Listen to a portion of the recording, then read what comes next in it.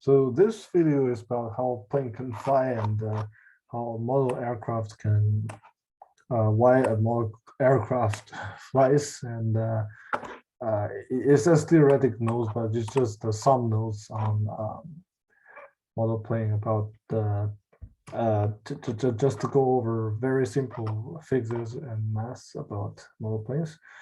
I think we our purpose is just to well, that's not that's not a question. Uh, so to start with, we start the topic by defining what is like flying, what is moving. So very naturally we can introduce the topic of kinematics, like how to classify movements, like position, velocity, acceleration, and angular velocity, angular accelerations, and these, because kinematics is something like mathematical, and usually is not it's not a problem, because the equations for geometry are pretty like deterministic, and there's no ambiguity about like a description of on position, and the description on uh, speed uh, can be viewed in a geometrical way that doesn't need any physics, right? You could define a space by using vectors. So like this is like x direction, y direction, z direction. You could view it in terms of um, uh, vector space, uh, and to simplify this, you don't have to use the Cartesian coordinate. You can use polar coordinate, cylindrical or spherical coordinate, whatever is the most simplified way. And to simplify a 3D movement, you can do 2D movement if the plane is just flying, climbing straight up and gliding straight down, or just turning horizontally, because these simplified way are like kind of have a like these can indicate a lot about flight characteristic. So the little revision, velocity is just changing position divided by changing time. That's it's different. It's in different differential form. You could take the limit as the delta t equals to 0. So velocity in this case is just the derivative of space with respect to time. So the yeah, just to review, the derivative is the rate of change. Like how fast does a position change with respect to time? Like how fast does the velocity changes? It's like we call it acceleration, which is the second derivative of position with respect to time, and also a derivative of speed with respect to time, because it's a rate of change of speed. We can view this by saying how fast does a car accelerate. It goes from 0 to 100, 0 to 60 mile per hour in like 5 seconds. You could divide that change in speed by 5 seconds. So to see how much the speed changes, average in average, how much the speed changes in 1 second. So that's a simple way to do this. Jerk is a change in acceleration with respect to change in time. So that is yeah. So jerk is like how acceleration changes. So yeah, it's yet another derivative of this. So people call it J, and J is also can be a 1D scalar, a 1D vector, one-dimensional vector. Also, it sounds strange, but it can have a direction. It can be a 2D or 3D vectors as well. This is jerk is kind of important in flying because it tests how fast it's like proportional to or roughly proportional to how the plane respond to your input, because your input is going to be a change in force. So the change, so change, so the force is proportional to the actually this should be small v. So force is proportional to change in speed to change in time. So it's proportional to a.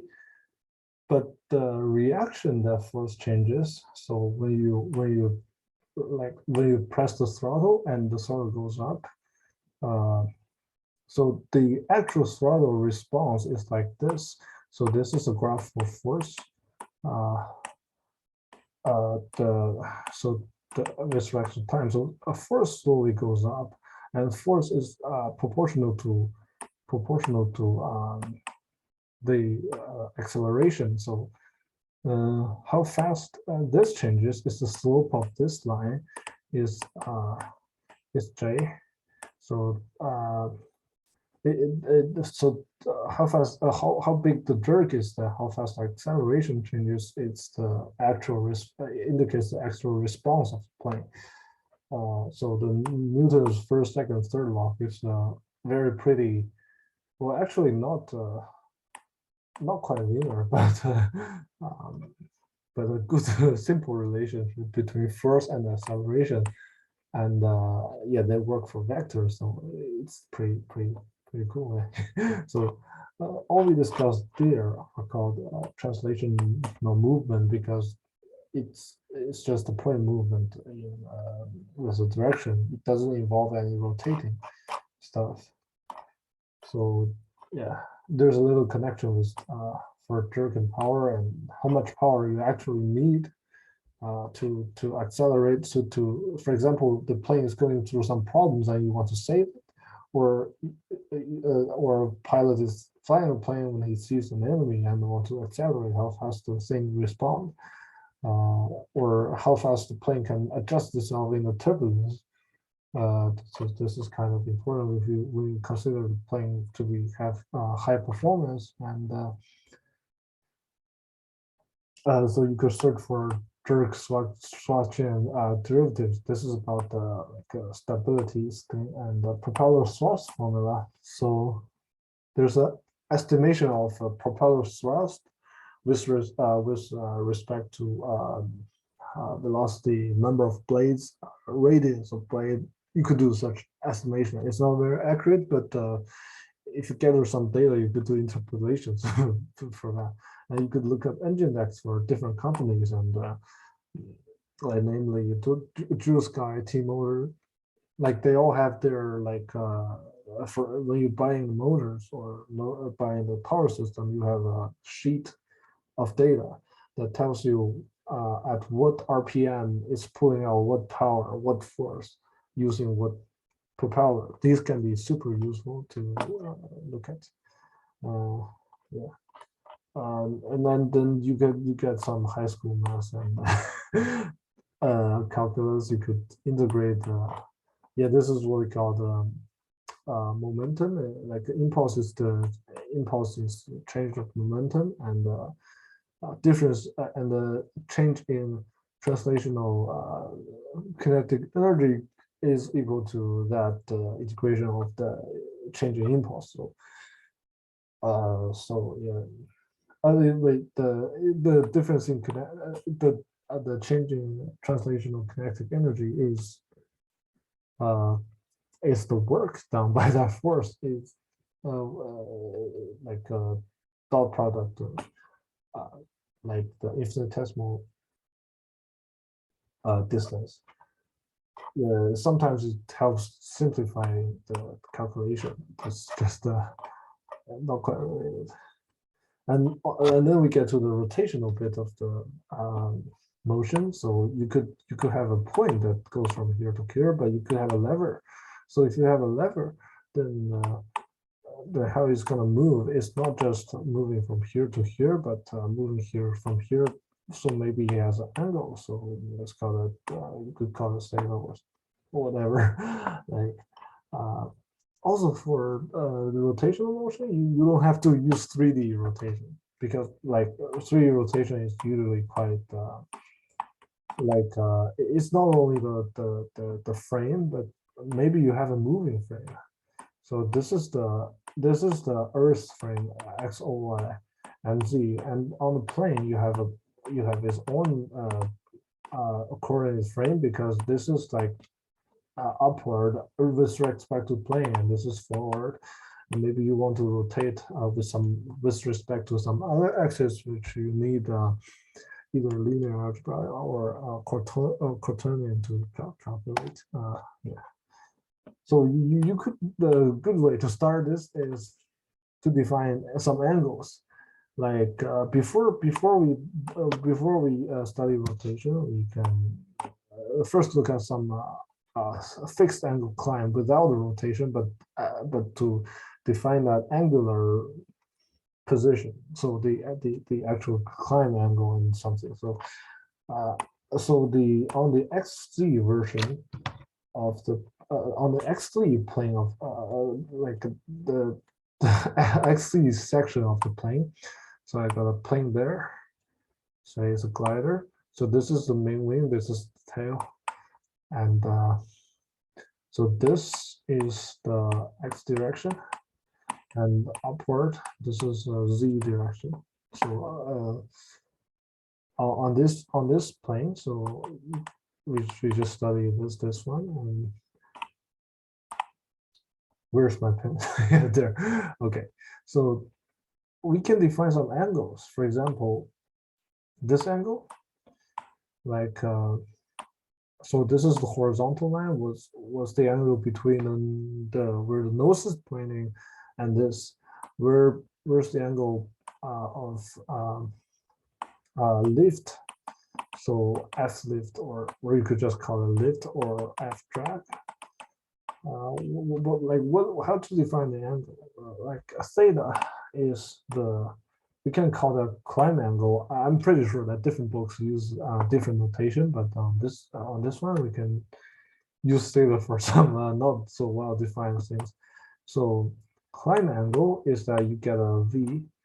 This is the speed vector, and this is the horizontal line.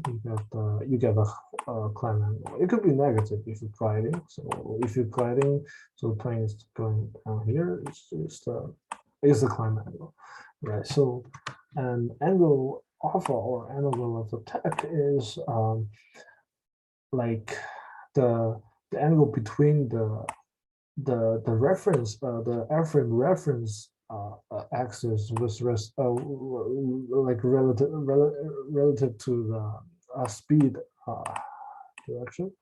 So yeah, so this one is alpha. So if I get a plane, I kind of exaggerate a wing. That's a wing that is so suppose this is my plane, this is the main wing, this is the tail, and the nose of the plane or the wing of the plane is pointing in this direction, but it is climbing on this direction. So on the next moment, the plane goes out here. So although the plane is like climbing up at a steep, looking like the plane is pointing at a steep angle, it doesn't climb that steep. It climbs slightly. Like it's look like from the side, it's like it's climbing at a slightly lower angle. So so this angle is gotta be its alpha. So or you could think of the approximately when the air is coming in this direction, attack angle is what the plane like is at which angle the plane is attacking the wing. So this is gonna be the alpha. This the plane is like that. So this is velocity v of the wind. We can think of the velocity of the wind as approximately opposite to the velocity of the plane itself. So yeah, this is called angle of attack. But the angle of attack of a plane may be different from the angle of attack of a wing, because sometimes you get an airflow that is installed that not horizontally, but with an assembly angle. So yeah, this assembly, so the fuselage is like this. So fuselage is pointing forward, but the wing has a little attack angle. Usually this angle isn't quite big. It should be smaller than like to 5 or 10 degrees. But this helps to reduce drag. But like depending on different planes, you could have different definition, or you can have a wing.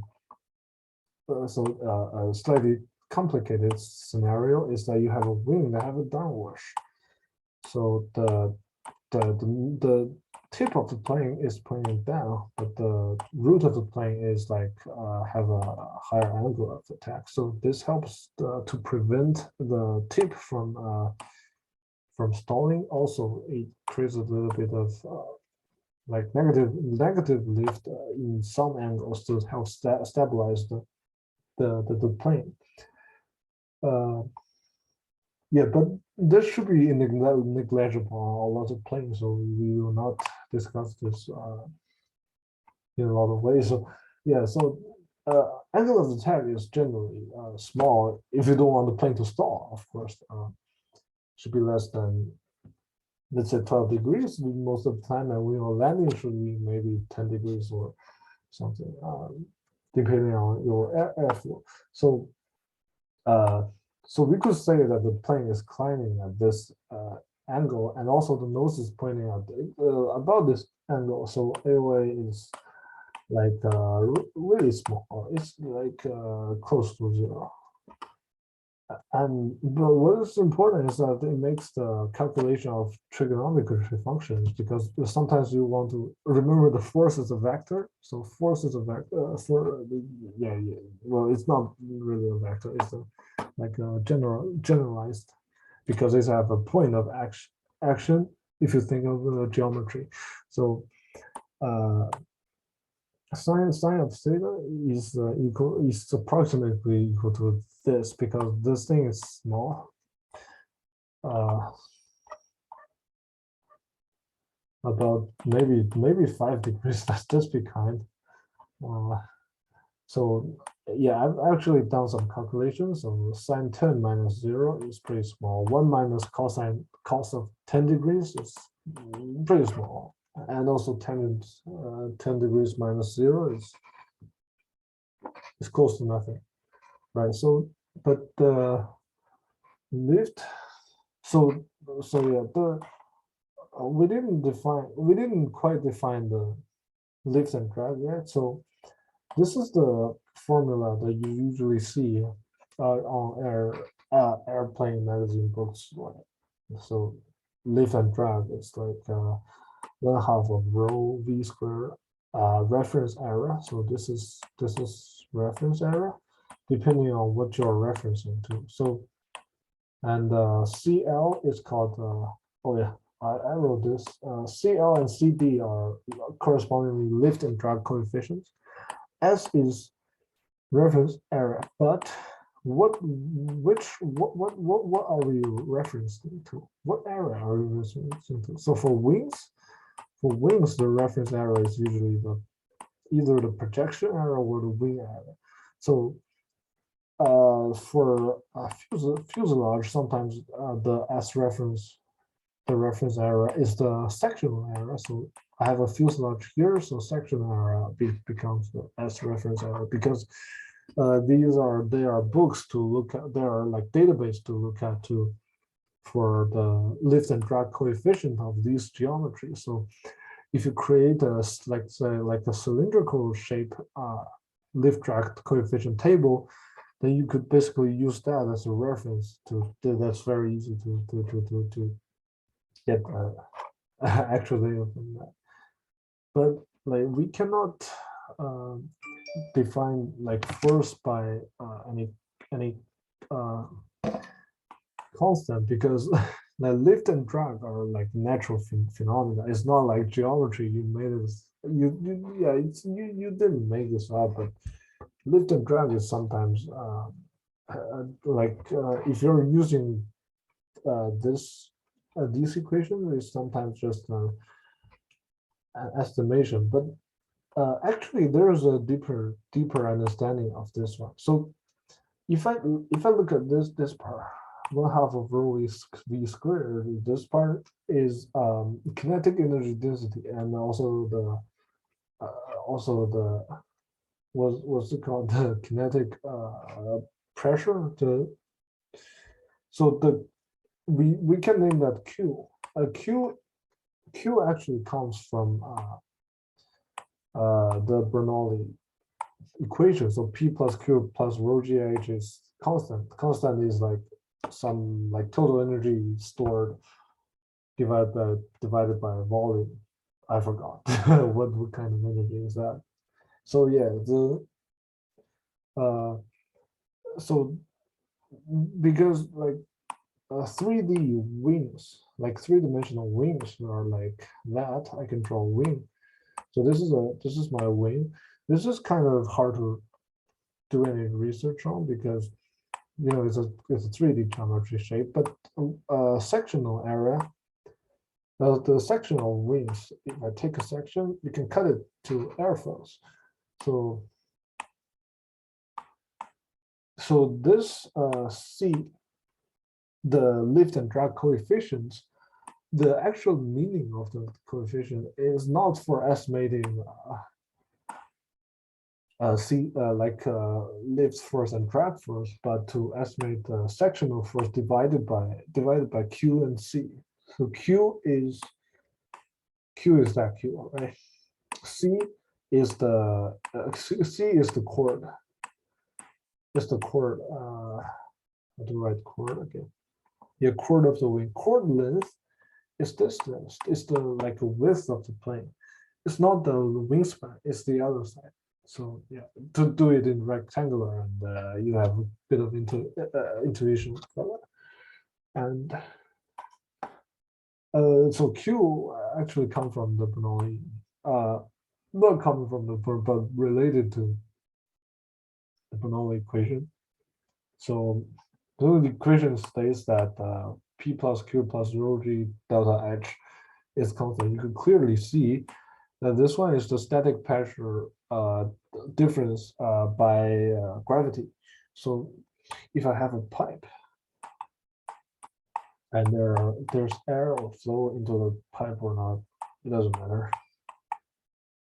So if I assume that the flow is incompressible, so the volume in should be the volume out. So this is the volume for each instant. Also, it should like how much work is done to the surface of this pipe can be calculated because in the input you have a kinetic energy for the air. On the output you could have another energy in the air, and there's a difference. And also in the input there's a height, on the output there's a height, so there may be a difference in height. But for air, since the height is pretty small, we usually neglect that. Well, if you use if you want to build a water pipe, don't ignore that. Don't blame on me, but I didn't say it. So it does matter. Sometimes it doesn't matter in the air. So we left with P plus Q plus constant, and P the one is like just pressure. The other is the kinetic pressure. So this C is just the coefficient CL. Let's say CL is sectional lift divided by QC, and CD is a sectional drag divided by QC. How this unit comes out is like your S is a reference area, is a wing area, right? Wing area is wing span times the chord, so it's just the two legs of the rectangle if you put it simple. the wingspan times the geometric chord. So sectional lift force is given by this, and they don't kind of cancel out. So you could actually check the sectional lift divided by QC is the lift coefficient, right? So, and also this formula is quite pretty, because if you're just considering about wing, well, let's say the wing is the main part that generates lift for the airplane, or let's say there's a component that generates the lift for the airplane, but as reference for lift and drag are the same reference. So if you use sectional area, always use sectional area for the fuselage. If you use the projection area on XY plane, always use that. You can have lift divided by drag is equal to CL divided by CD. So lift, the lift drag ratio is the lift drag coefficient ratio, and this is very important because it has a lot of applications. Like in horizontal flying, so let's say the plane is going to the right, so this is my velocity. The thrust, so FT, so the thrust is to the left. The lift is perpendicular to the airflow, so this is the lift, and this is the drag. What are we left with? Yeah, this is and this is gravity. Like gravitational force, like not the acceleration, the gravitational force. So in horizontal flying, if you assume constant speed, we have lift equal to gravity and the drag equal to the thrust. So we have lift divided by drag is equal to thrust divided by weight. So T divided by weight. So yeah, people like to use the weight, the W for weight force in some aviation books, but that's different from what is used in physics books. So lift divided by drag, and I'm too lazy to write after. So, and also this. Oh wait, this is -1. Lift divided by drag is weight divided by thrust, right? And also the coefficient ratio, right? You can try to prove why if a glider is, let's say a glider is gliding like this. This is its trajectory. Then with no force, then the distance, it goes horizontal divided by distance, it goes it falls vertical. This L divided by H is equal to the CL minus CL divided by C. Okay, right. And also, if I have a desired CL to CD reach ratio and also a weight force of a plane, you could deduce the formula for the least. So this is the least thrust and power needed for a plane to climb at the angle theta. And this is important because you want to make sure that the plane can climb at like 60 degrees. I want to design a plane that can keep it going like that. And also I can specify a CL divided by CD.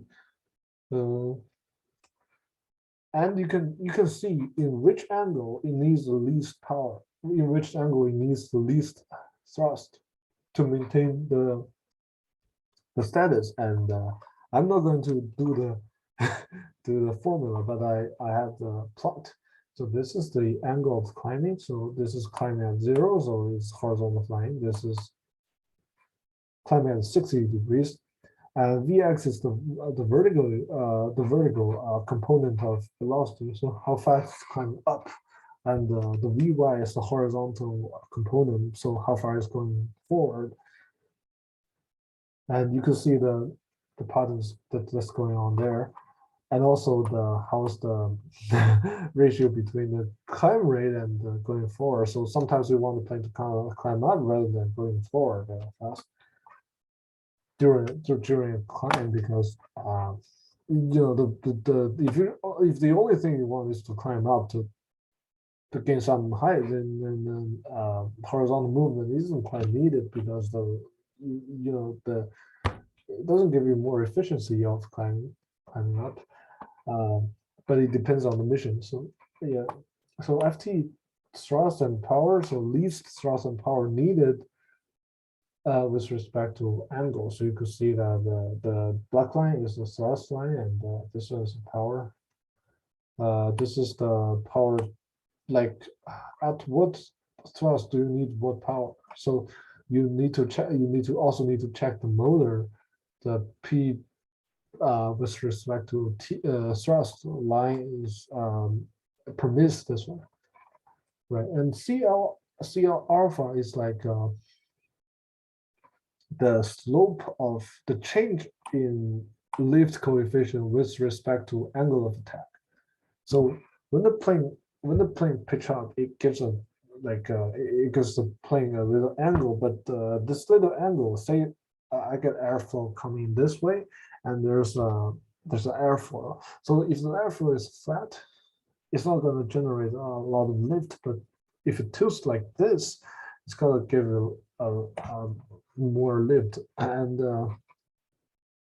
so remember that this is the derivative is just the rate of change. So how much more lift coefficient can I get? Like how much more ratio of lift can I get when I pitch up? So, and fortunately, this can be estimated by a very linear form in this. So CR alpha is the partial CR partial alpha. It's the slope coefficient. So you can see an estimation there. Also, there's an estimation for CD, which requires the Oswald-Spanwest efficiency factor, but I'm not going to cover it here. So you could estimate, say, CL, and you could know that CD, the drag coefficient, is one part of the drag coefficient is proportional to CL2. That's what you call the induced drag, because as you want more lift, you get more drag as the angle of attack goes up. So it's kind of like CD blaming on CL. So yeah. So this is the plot. So angle of attack. This is just an estimation for some simple airflow. So by simple airflow, I mean thin airflows and not too curved. Yeah, basically. But you can look at Wikipedia for what is a simple airflow. So this one, yeah, this one is like alpha. Alpha can be minus. So when the alpha is minus, it's attacking the airflow at a negative angle. It's just like you push down the lever on a real plane, or push down the plane on push down on the model airplane. So this is the CL. You don't see CL can also be positive or negative. This is the angle of attack.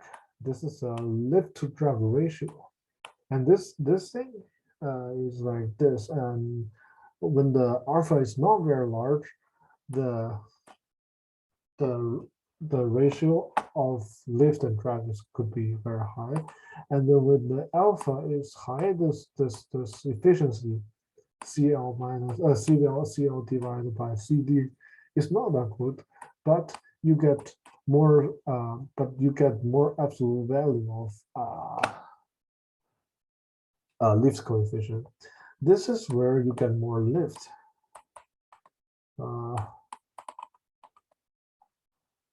This is where you get more efficiency.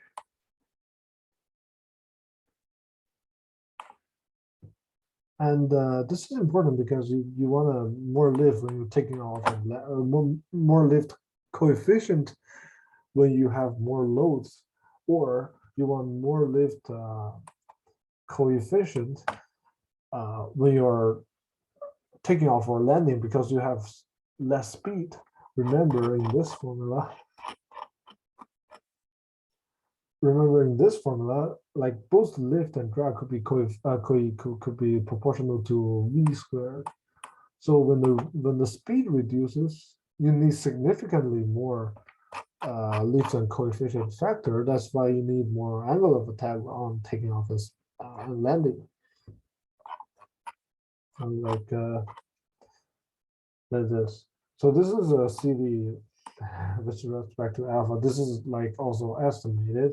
And when there's no, like when CL is close to 0, then CD sort of reaches the minimum point because there's no lifts generated. But the lift and drag could be way more complicated than this.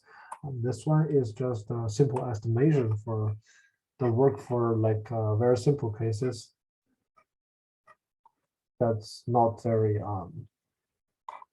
it's not very not super accurate, but depending on alpha. So for this reason, I recommend you do lift and drag analysis first, and then have your actual airplane either tested by gliding, either tested by actual gliding or climbing rate, and or use like sensors, or you could do a virtual wind tunnel. So I don't think people will be able to afford a real wind tunnel. So anyway, yeah. But well, you know, yeah, it requires work to do. So if you want to do there's a software called Xflow if you want to do the airflow simulation, like airflow lift and drag penetration. And also there are correction formula that corrects from airflow lift and drag to wind lift and drag properties.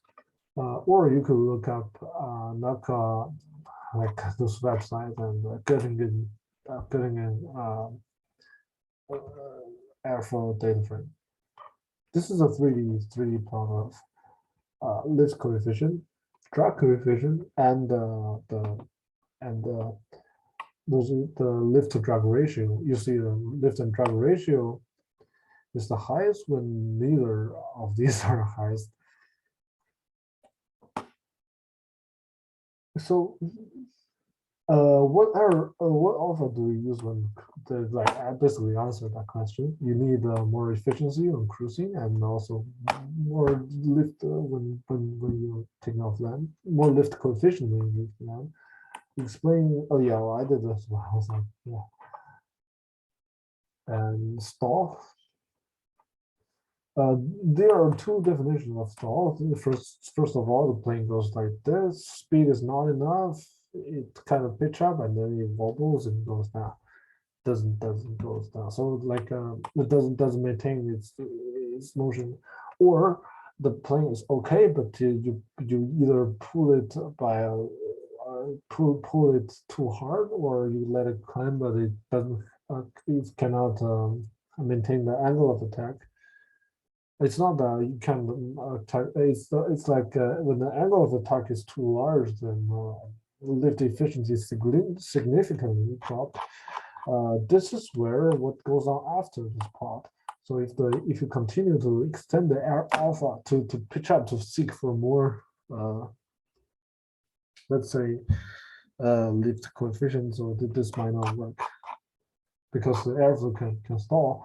And these two cases are usually the same, because you could plot like from a multivariable math view, you could plot the let's say this is,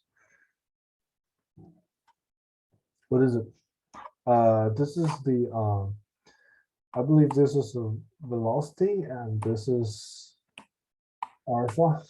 So yeah, we are assuming that Reynolds number is not it's not changing CL by CD a lot, because when it gets close to there, it's not accurate. Don't look at this way, but But this, so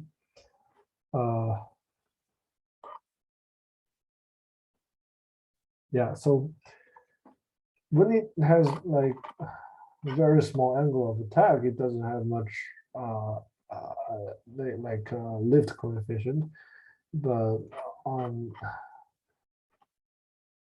each line, so this, I believe on this line, for example, on the on this this line, so we can maintain a certain CL. So certain CL means certain load or certain weight. We can maintain that weight, and this is alpha. So we can draw a horizontal line. This is alpha. Let's say it's 6.5, and so if you're flying horizontal and it's somewhere like somewhere there, and you suddenly pitch up, and you go cross the angle, like let's say you suddenly pitch up, so your angle of attack suddenly increases, and the plane stalls because the angle of attack of airflow is it's too big, and then it generates like turbulence, and the efficiency is significantly dropped. This can be one way. Another way is that the plane is trying to maintain some load, so it's going on some of these lines, but look at the speed. The speed is in this direction. The speed drops. The speed drops, and you penetrate this line.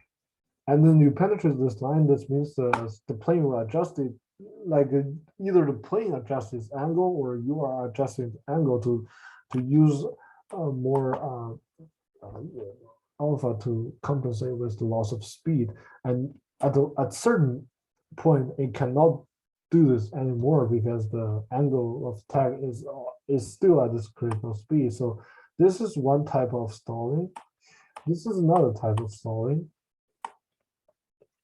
And there's a couple of more, like you could have different situations for stalling, but essentially they are like that. And also we can think of this as a flight safety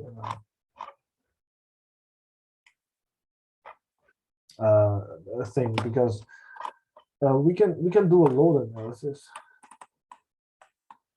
load analysis. So N is the load. Load means like how much acceleration is the plane is enduring, with divided by like the plane's own weight, or the plane's own gravity acceleration. So the horizontal line is V. So yeah, the speed goes up like this. And if the load is like at a certain level, so you're pulling like 5G, or you're pushing negative 5G, so you're pushing down or push up or pulling up, it the structure will fail.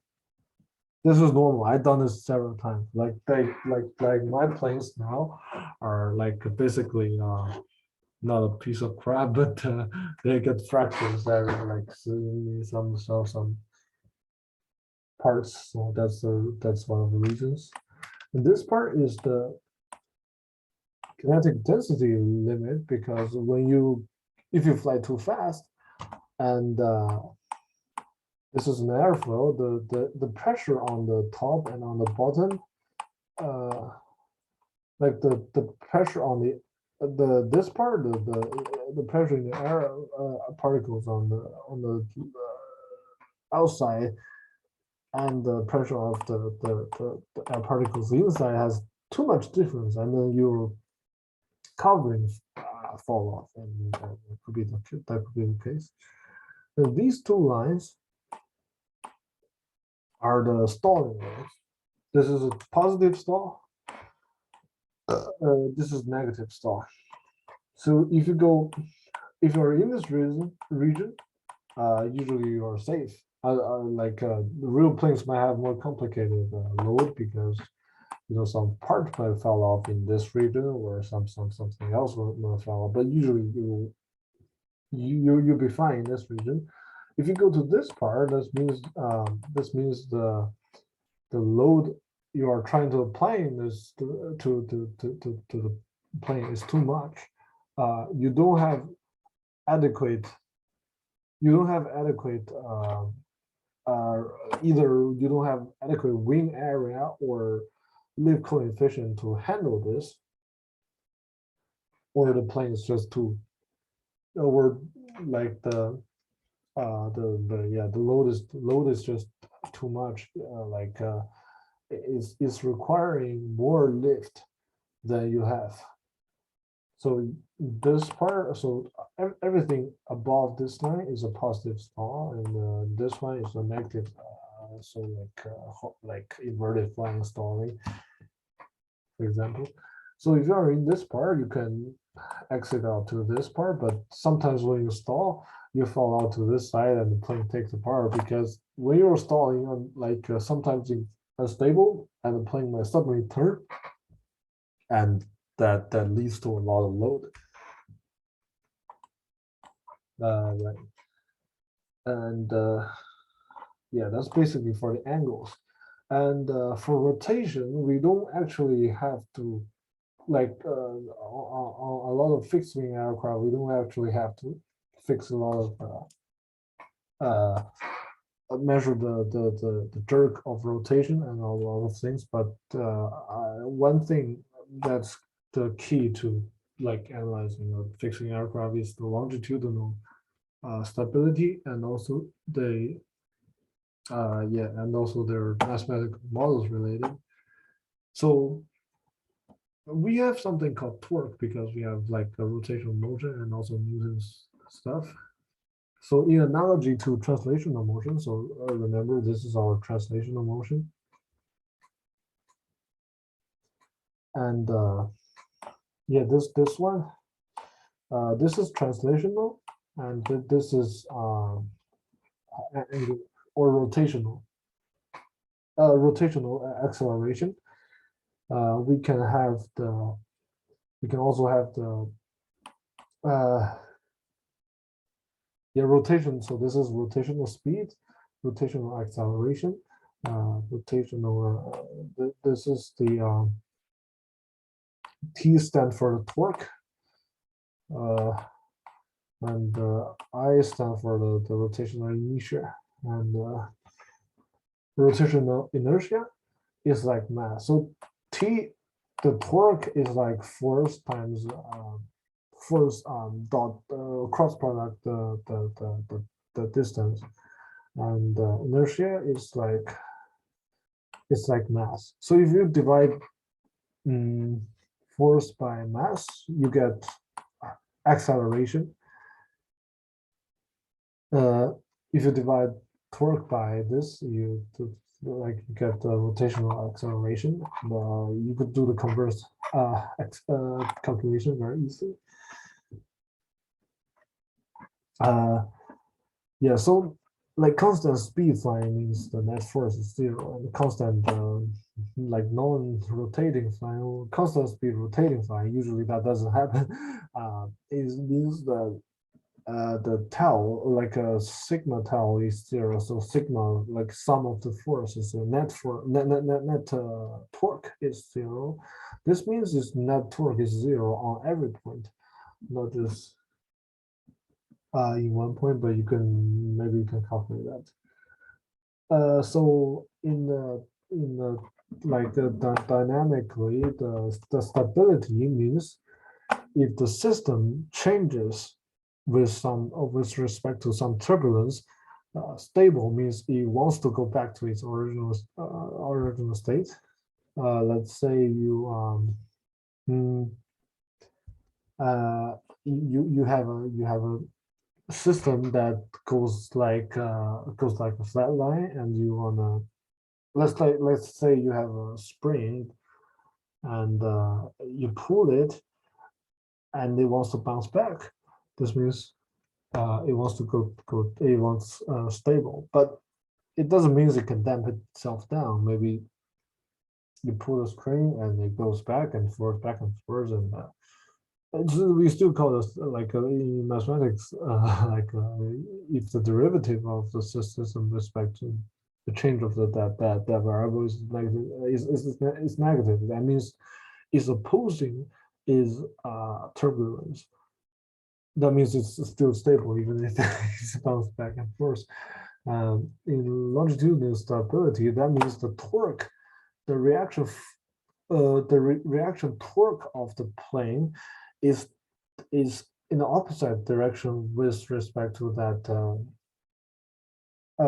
the turbulence that caused the angle of attack to change, or the angle to change.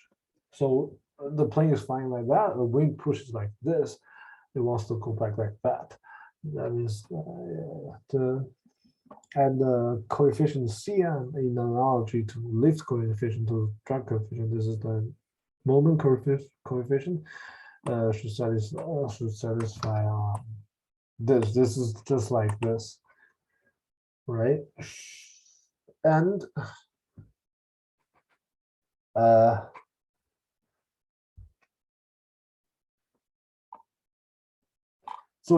so balance here means no acceleration. It doesn't mean it's stable. Stable means that it poses the turbulence. Doesn't mean it will go back to like the initial state, but you can have something called a damping. Damping is like really important for a lot of things. For example, you drive a car, you hit a bump, and of course the spring wants to go back, but the energy keeps in here because you put the energy into the system in the easy way. So the spring keeps bouncing back and forth, but the damping let it like back and forth, and then slowly it the energy turns into heat energy, and the spring stops bouncing. Otherwise, you keep doing like this.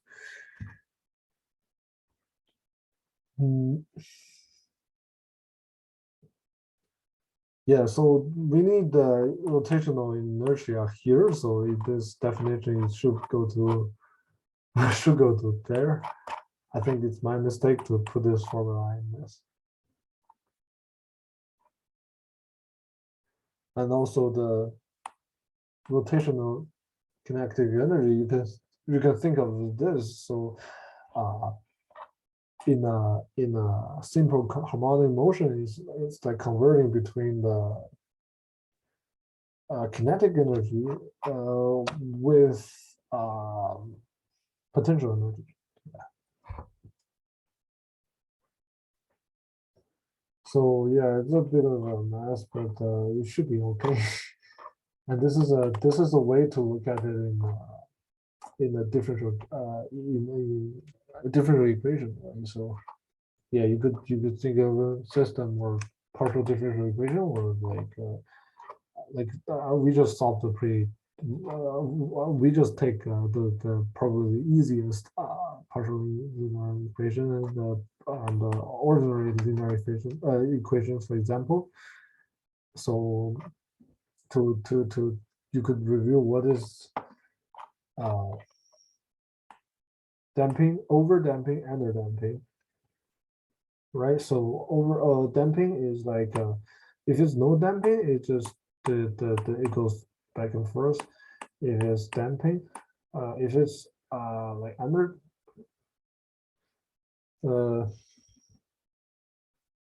like if it's over damped, it's like this. And the fastest way it goes to 0 is by critical damping. Critical damping. Right. So here's a way to illustrate this. This ball and this ball are all balanced. Why? Because the slope is 0. Right. The slope is 0 means this is 0. So net force, net torque is 0. And if you push the white ball here into the red ball's position, it's unstable because the red ball goes it's gonna roll down. This is because the if you draw the vector field, if you push into the red position, it's going to continue give the ball a force that's in the same direction as you push it. So I push in this direction, it gives a force into this direction. Why? Because the vector field says so. Because it's rolling down the slope, right? The downward slope pointed to that direction. That's what the ball should continue like kick, like the ball gets a force that's there, and FG. So the net force is in the same direction as the move is, so this part is unstable. But if I push the red, the white ball into here, the blue ball is gonna want to go back because in the inside the ball. That's easy to understand because the acceleration is in the opposite direction with respect to the turbulence. And think about the pit on the right. If this thing is frictionless, then it yields a problem because if I push the ball here, it's going to go back and forth like forever. But if it's a rough ball, if it's like a lot of grass from here, so I push it back, and after several times it will settle. So although both ways are stable, one is damped, the other is not damped. Yeah.